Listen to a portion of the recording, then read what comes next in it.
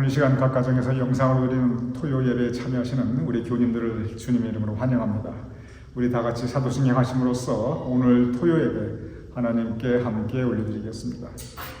전능하사 천지를 만드신 하나님 아버지를 내가 믿사오며 그 외아들 우리 주 예수 그리스도를 믿사오니 이는 성령으로 잉태하사 동정녀 마리아에게 나시고 본디오 빌라도에게 고난을 받으사 십자가에 못 박혀 죽으시고 장사한 지 사흘 만에 죽은 자 가운데서 다시 살아나시며 하늘에 오르사 전능하신 하나님 우편에 앉아 계시다가 저리로서 산 자와 죽은 자를 심판하러 오시리라. 성령을 믿사오며 거룩한 공회와 성도가 서로 교통하는 것과 죄를 사하여 주시는 것과 몸이 다시 사는 것과 영원히 사는 것을 믿사옵나이다. 아멘.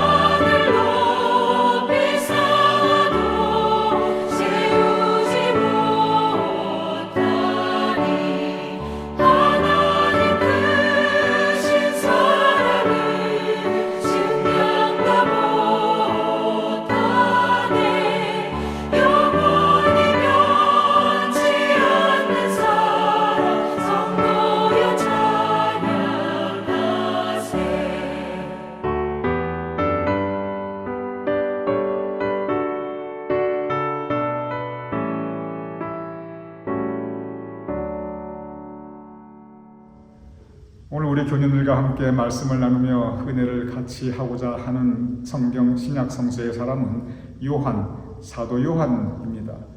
요한은 예수님의 제자였습니다. 그리고 요한은 성경에 나타나는 야고보의 형제이기도 합니다.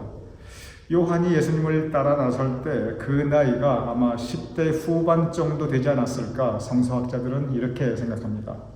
10대 후반 한번 생각해 보시기 바랍니다. 아직 젊다 못해서 아직 어린 그 소년의 티를 완전히 벗지 않은 그러한 아주 젊은 그러한 사람이었습니다. 그러니 요한은 10대 후반에 예수님을 따라 나서서 그 이후 평생 예수님을 돕고 또 예수님이 돌아가신 이후에도 예수님의 사역을 계속 펼쳐나갔던 그러한 분입니다. 모든 예수님의 12제자가 각각 특별한 점들이 있습니다. 그런데 요한은 다른 제자와는 확연하게 구별되는 그런 특별한 점들이 있습니다. 먼저 신약 성경에 보면은 요한복음, 요한 1서, 요한 2서, 요한 3서, 그리고 요한계시록 이렇게 요한자가 붙은 5개의 책들은 전부 예수님의 제자 사도 요한이 썼습니다. 그러니 신약 성경 중에 5권의 책을 썼다. 대단한 일입니다. 그리고 예수님의 제자 중에서 가장 장수 오래 살았습니다. 신약 학자들은 보통 요한이 썼던 그 책들의 저작 연대가 대략 AD 주후 90년쯤으로 추측하고 있습니다. 그 얘기는 뭐냐면은 이 요한이 대략 80세 정도 그 정도까지 살지 않았을까? 어쩌면 90세를 혹시 넘겼을 수도 있겠다. 이렇게 생각을 합니다. 그러니 그렇게 오래 산 예수님의 제자들이 전혀 없습니다. 그의 형 야고보는 가장 먼저 세상을 떠났습니다. 왜냐하면 야고보는 성경에 나타난 예수님의 12제자 중에 가장 최초의 순교자였기 때문에 그렇습니다. 그러니 야고보는 가장 일찍 순교하여 세상을 떠났는데 요한은 80세까지 어쩌면 90세 초반까지 그렇게 오래오래 장수하였습니다. 물론 모두 다 순교하였죠. 그렇지만 이렇게 요한은 다른 제자들과는 다른 특별한 점이 있습니다. 또 다른 특별한 점이 있습니다. 그것은 뭐냐면 요한은 이렇게 오래 살았는데 그 긴 인생 동안 그의 설교의 주제는 이 한 가지로 초점이 맞추어져 있습니다. 그것이 뭐냐면 사랑. 요한은 사랑, 자나깨나 사랑을 설교했던 사람이었습니다. 하나님은 사랑이시다. 하나님께서 우리를 사랑하시다. 우리도 서로 사랑하자. 오직 사랑. 여기저기에서 그는 사랑을 설교하였고 또한 그의 책에도 이 사랑에 대해서 많은 가르침을 우리에게 주셨습니다. 이렇게 여기까지 보면 요한이 평생 사랑에 대한 설교를 하였고 그런 아름다운 가르침을 우리에게 주셨기 때문에 우리가 일반적으로 가지고 있는 사도 요한에 대한 이미지가 있습니다. 그것은 뭐냐면 참 사람이 온화하고 겸손하고 사랑이 풍성하고 자애롭고 자비롭고 너그럽고 우리가 그러한 이미지 그 생각을 하게 됩니다. 그리고 실제 이 유럽의 성당이라든지 또는 이 성당에 가면은 이 요한을 그린 초상화들이 있고 또 조각품들이 있습니다. 그리고 성당에 거기에 있는 초상화나 조각이 아니다 할지라도 사도 요한에 대해서 그린 초상화나 이 조각이라든지 예술 작품들을 보면 한결같이 요한의 모습을 이렇게 온화하고 자애로운 표정으로 묘사하였습니다. 그럼 요한이 그렇게 평생 그렇게 정말 몸 고생 안 하고 편하게 살고 그래서 저렇게 온화한가? 그렇지는 않습니다. 요한은 누구 못지않게 혹독한 시련을 겪었고 그리고 핍박과 고난 가운데 살았습니다. 오래 살은 만큼 그만큼 시련과 고통도 오래 겪었습니다. 그런데 그 모든 것들을 참고 견디고 마음에서 다스려 나갔습니다. 그리고 그의 삶 가운데 이 온화함과 겸손함을 지키려고 무던히 애를 썼던 그러한 분입니다. 그리고 요한은 예수님의 제자들 가운데 남달리 의리 있는 사람이었습니다. 예수님께서 고난받으실 때 예수님을 따라가되 끝까지, 어디까지? 십자가 밑에까지 따라갑니다.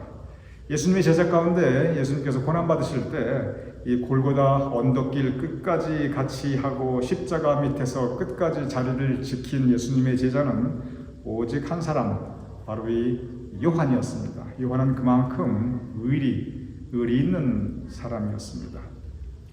여기까지 보면 참 요한이 대단히 그 성품이 온화하고 겸손하고 의리 있고 그렇게 보입니다. 물론 실제 그랬습니다. 그런데 요한이 원래 그런 성품이었는가, 원래 그러한 사람이었는가, 그렇지는 않습니다. 성경을 보면은 요한의 이 초기 모습하고 나중에 변화한 이후의 모습하고는 상당히 다릅니다. 성경을 쭉 읽어보면 그런 요한이 변화하는 모습을 우리가 느낄 수가 있습니다. 누가복음 9장 53절에 이렇게 기록되어 있어요. 예수께서 사마리아인의 한 마을에 들어갔더니 그들이 받아들이지 아니하는지라. 한 마을에 들어갔습니다. 그러니까 그 마을 사람들이 예수님을 환영하지 않습니다. 영접하지 않습니다. 오히려 못 들어오게 합니다. 그랬더니 다른 예수님의 제자들은 조용히 있는데 요한이 그에 대해서 즉각적인 반응을 합니다. 어떻게 반응하냐면 누가복음 5장 54절에 누가복음 9장 54절에 이렇게 기록되어 있습니다. 제자 요한이 이를 보고 이르되 주여 우리가 불을 명하여 하늘로부터 내려 저들을 멸하라 하기를 원하시나이까. 한번 이 상황을 가만히 생각해 보시기 바랍니다. 마을 사람들이 예수님, 우리 당신 환영 안 합니다. 딴 데 가십시오. 이렇게 거부했어요. 그러니까 요한이 저 사람들을 가만히 놔둘까요? 아예 저 사람들을 멸하라. 우리가 어떻게, 이 멸한다는 뜻은 굉장히 무시무시한 이야기입니다. 죽인다는 그러한 의미도 내포되어 있습니다.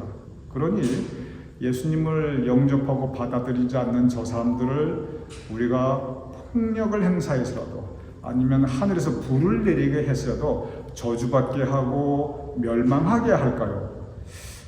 그 흐름을 보면 사람을 이렇게 가르치는 요한의 입장에서는 절대 할 수 있는 말이 아닙니다. 축복은 못할 망정 저주하고 있습니다. 이 대목을 가만히 보면은 베드로 이상으로 요한은 그 성격이 과격했던 사람이었습니다. 아주 불같은 사람이었어요. 아주 급합니다. 그래서 이러한 요한에 대해서 예수님께서 별명을 붙여주셨습니다. 성경은 이 대목만 이렇게 요한이 과격하고 성격이 어찌 보면 잔인하고 이렇게 나오는 부분이 아니에요. 이런 비슷한 다른 모습들이 여기저기에 또 기록되어 있습니다. 그래서 예수님께서 요한의 이런 모습을 보고 마가복음 3장 17절에 보면 별명을 하나 붙여주십니다. 마가복음 3장 17절 이렇게 기록되어 있습니다.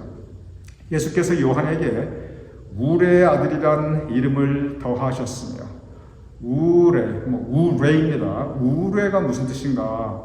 하늘에서 천둥 번개가 마구마구 치는 것이 그게 우레입니다. 그러니 요한아, 너는 어쩌면 꼭 하는 행동이, 하는 생각이 천둥 번개 같냐? 이런 뜻이에요. 너를 보니까 천둥 번개가 마른 하늘에서 막 그냥 내려치고 그런 것 같다. 이렇게 예수님께서 생각하시면서 너는 우레의 아들이다. 이렇게 별명을 지어주십니다. 실제 그랬습니다. 성경의 기록을 보면 요한은 젊었을 때 혈기가 있었고, 그리고 불의를 보면 분노하였고, 상당히 남자답고 거칠었고, 그리고 자존심도 아주 강한 사람이었어요. 오죽했으면 예수님께서 천둥의 아들, 우르의 아들, 너를 보니까 천둥 번개가 치는 것 같다. 이렇게 별명을 지어 주셨겠습니까? 그런데 이러한 요한이 점점점 사람이 달라집니다. 젊었을 때 그런 모습들이 점점점 누그러집니다. 처음에는 자기 자신의 감정에 아주 충실했던 사람이었습니다. 처음엔 자존심을 앞세우고 자기 소신이 분명하고 뚜렷했고, 그리고 주관이 아주 확실했던 사람이었습니다. 굽힐 줄 몰랐던 사람이었어요. 그리고 또 한 가지는 다른 사람들을 아주 쉽게 판단하고 그리고 정죄하던 사람이었습니다. 오죽하면 저 사람들 멸망시킬까요? 이런 말까지 했겠습니까? 그러니 자기하고 다른 이 생각이 다른 사람들을 쉽게 받아들이지 못했던, 타협할 줄을 몰랐던 그러한 성격이었습니다. 그런 요한이 바뀝니다. 어떻게 바뀌냐면 사랑의 사도로 바뀝니다. 요한은 우리가 이제는 사랑의 사도라고 합니다. 또는 평화의 사도라고 합니다. 그러니 천둥번개 아들에서 사랑의 사도, 평화의 사도로 바뀝니다. 그리고 나중에 이제 사도 요한이 지금의 터키에 있는 에베소에서 세상을 떠났다고 교회 전통에서 기억하고 있는데, 그곳에서 세상을 떠날 때까지 계속 사랑만을 설교합니다. 그러니 좋은 말도 한두 번이지, 좋은 설교도 한두 번이지, 똑같은 얘기를 하고 자꾸 반복하고 하니까 이 사람들한테 구박을 받기도 했어요. 어쩜 그렇게 똑같이 사랑만 얘기했냐. 그래도 요한은 계속 사랑만을 이야기했습니다. 사랑이 예수님의 가르침이다. 사랑이 하나님의 뜻이다. 하나님은 사랑이시다. 우리 서로 사랑하자. 이것이 요한이 계속 설교했던 내용입니다. 그러니 요한의 인생을 보면은 처음엔 거칠었던 성격인데, 처음에는 자기 주장이 확실하고 소신이 뚜렷하고 그것을 전혀 굽히지 않고 남을 판단하고 정죄하던 사람이었는데, 그런데 점점점 한없이 낮아집니다. 한없이 겸손해집니다. 그리고 사람이 온화해집니다. 저는 생각해 봅니다. 어떻게 이것이 가능했지? 어떻게 이렇게 모난돌이 정말 정 맞는다고 그러는데 이렇게 모가 많이 났던 요한의 성격이 이렇게 둥글둥글해지고, 그렇게 딱딱했는데 이렇게 소프트해지고 스펀지처럼 다른 사람들의 다른 잘못된 점들도 다 이렇게 포용하고 용납하고, 어떻게 이렇게 사람이 변할 수 있었지? 성경을 보면 이유가 있습니다. 그 이유가 뭐냐면, 요한은 예수님의 사랑을 참 많이 받았던 사람이었습니다. 성경에 요한을 뭐라고 표현하냐면 예수님의 사랑하는 제자, 예수님의 사랑하는 제자라고 반복적으로 표현합니다. 이 예수님의 사랑이 요한을 변화시킵니다. 그의 모나고 거칠었던 성격을 둥글둥글하고 부드럽게 만들어주고, 그리고 그의 어찌 보면 교만했던 성품을 겸손하고 온화하게 만들어줍니다. 근데 여러분 가만히 생각해 보시기 바랍니다. 예수님의 12 제자 가운데 특별히 예수님께서 요한만을 그렇게 깊이 사랑하셨을까? 요한만을 그렇게 편애하시고 다른 제자들에게는 사랑을 주지 않으셨을까? 저는 그렇게 생각하지 않습니다. 예수님께서는 예수님의 12 제자 다 사랑하셨을 것입니다. 그런데 요한의 다른 점이 있어요. 요한이 뭐가 다르냐면, 예수님의 사랑을 요한은 깊이 감사하였습니다. 그리고 예수님의 그 은혜, 사랑해 주신 예수님의 은혜를 마음에 간직하고 살아갑니다. 그리고 그 사랑에 보답하기 위해 최선을 다합니다. 이것이 요한이 다른 예수님의 제자들, 어쩌면 다른 예수님의 사람들과 확실하게 구별되는 또 다른 점입니다. 그래서 요한은 예수님의 사랑에 너무 깊이 감사하였기에, 그리고 그 은혜를 잊지 않았기에 골고다 언덕길까지 따라가고 예수님께서 돌아가시던 그 십자가 아래까지 그 곁을 지키고, 그리고 예수님께서 돌아가신 이후에 예수님의 친어머니 마리아를 요한이 자기 어머니처럼 모시어 드립니다. 그리고 예수님의 어머니 마리아가 돌아가실 때까지 또 그 마리아를 친어머니처럼 돌보아 드립니다. 피 한 방울 섞이지 않았어요. 예수님 돌아가셨으니 뭐 특별하게 덕볼 일도 이제 없습니다. 그런데도 그렇게 끝까지 마리아를 모시고 돌봅니다. 늙고 병드신 분 하루 이틀, 한두 달 얼마든지 정성껏 모실 수 있지요. 그런데 평생 그렇게 돌아가실 때까지 모신다는 거 이거 쉬운 일이 아닙니다. 그것도 남을, 예수님의 어머니를. 그런데 요한은 그걸 해냅니다. 그리고 예수님 돌아가실 때 끝까지 그 곁을 지켰는데 예수님의 어머니 마리아가 돌아가실 때도 끝까지 그 곁을 지키게 됩니다. 정말 대단한 분입니다. 예수님의 사랑을 끝까지 어떻게든 잊지 않고 간직하고 보답하려고 애를 씁니다. 사랑을 설교했는데 그 사랑을 베풀고 그리고 그 사랑을 위해서 자기의 일생을 헌신합니다. 요한일서 4장 7절에서 8절 여러분들이 잘 아시는 말씀입니다. 이렇게 기록되어 있습니다.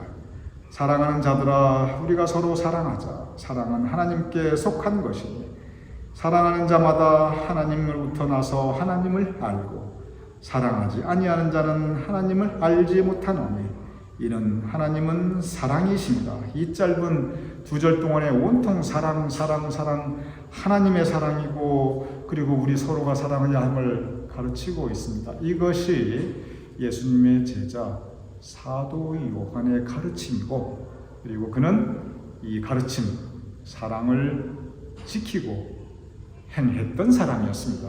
오늘 이 말씀 요한 우리에게 참 많은 가르침을 줍니다.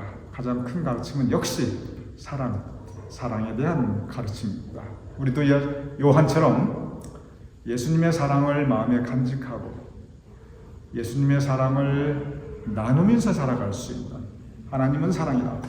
하나님께서 우리에게 주신 사랑을 깊이 감사하며 그 사랑을 믿고 의지하는 것이 바로 구원으로 들어가는 길인데 하나님의 사랑을 믿음으로써 우리가 구원받은 자로서 살아갈 수 있는 사랑의 사도로 또 평화의 사도로 살아갈 수 있는 우리 모두가 될 수 있기를 주님의 이름으로 축원합니다.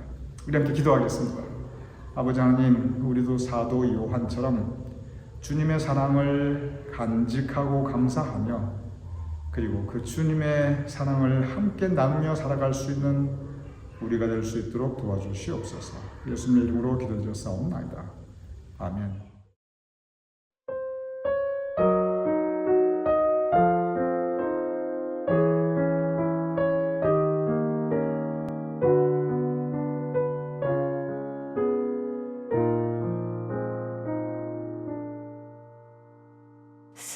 사랑하는 자들아 서로 사랑하라.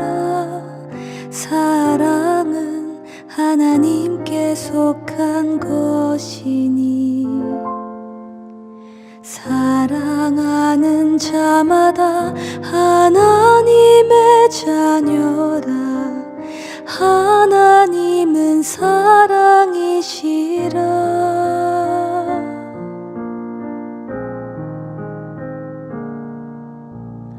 독생자를 세상에 보내주심은 우리를 살리려 하심이라.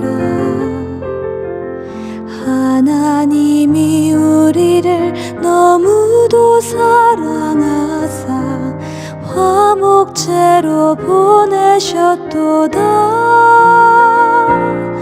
너희는 서로 사랑하라.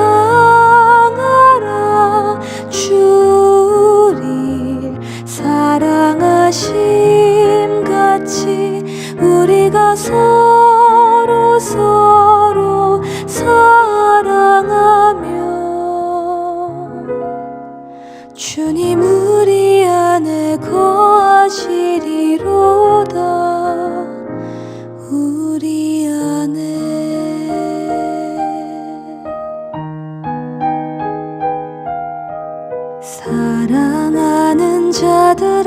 서로 사랑하라. 사랑은 하나님께 속한 것이니 사랑하는 자마다 하나님의 자녀라. 하나님은 사랑이시라.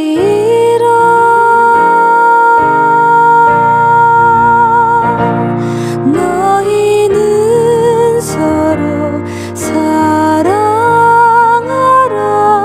주를 사랑하심 같이 우리가 서로 사랑하면 주님 우리 안에 거하시리로다. 우리 안에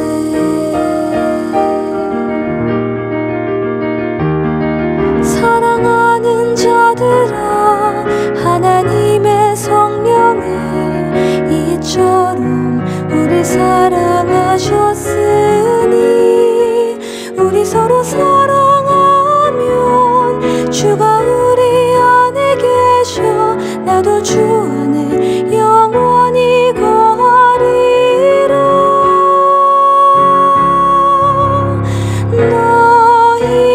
너희는 서로 사랑하라.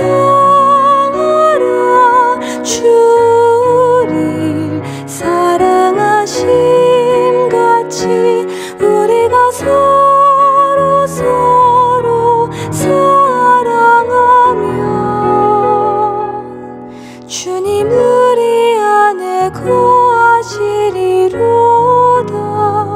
우리 안에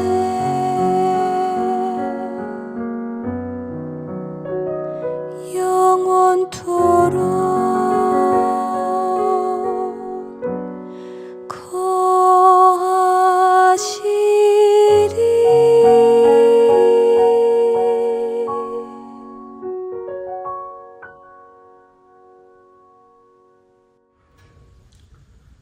이 시간 우리 다 함께 주기도문 하심으로써 오늘 토요 예배 모두 마치겠습니다.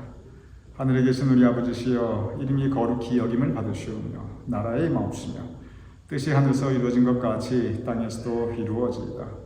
오늘날 우리에게 일용할 양식을 주옵시고 우리가 우리에게 주신 죄를 사하여 준 것 같이 우리 죄를 사하여 주옵시고 우리를 시험에 들게 하지 마옵시고 다만 악에서 구하옵소서. 대개 나라와 권세와 영광이 아버지께 영원히 있사옵나이다. 아멘.